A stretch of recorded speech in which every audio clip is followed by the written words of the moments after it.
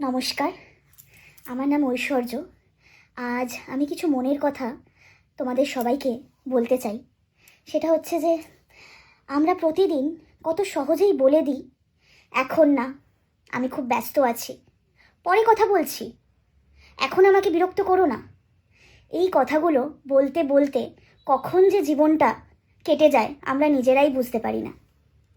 আমরা বড় হতে হতে শিখে যাই দায়িত্ব, কাজ, টার্গেট, সাফল্য। কিন্তু কোথাও গিয়ে আমরা ভুলে যাই আমাদের কাছের মানুষের কথাগুলো, ভুলে যাই সেই মানুষগুলোর কথা যারা আমাদের হাতটা ধরে আস্তে আস্তে আমাদের হাঁটতে শিখিয়েছিল।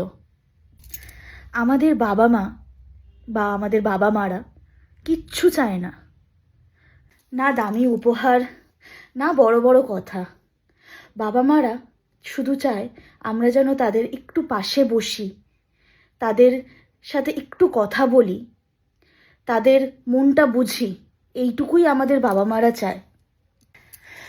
বাবা মা আমাদেরকে জিজ্ঞাসা করে, তুই খেয়েছিস তো? তুই ঠিক আছিস? বাড়ি কখন ফিরবি রে? এই কথাগুলোর মধ্যেই লুকিয়ে থাকে ওদের সারা জীবনের ভালোবাসা। জীবন মানে শুধু দৌড় নয়, জীবন মানে শুধু নিজের জন্য বাঁচা নয়, জীবন মানে সম্পর্কগুলোকে মিষ্টি করে আগলে রাখা, যত্ন করে বাঁচিয়ে রাখা। So today let's just stop scrolling for a moment, call your friend, just hug your parents and sit beside your grandparents. Look into their eyes and tell them, I see you, I feel you, I care for you, and I am beside you. You matter to me. You really, really matter to me. Time is not just hours, minutes, and seconds. Time is the love we give, the attention we share, the care we pour into each special moments. And time is the greatest gift that anyone can receive.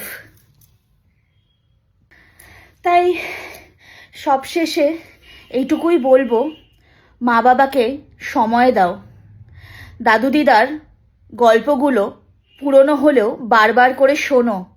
বন্ধুদের সাথে একটু সময় কাটাও, আর নিজেকেও একটু সময় দাও।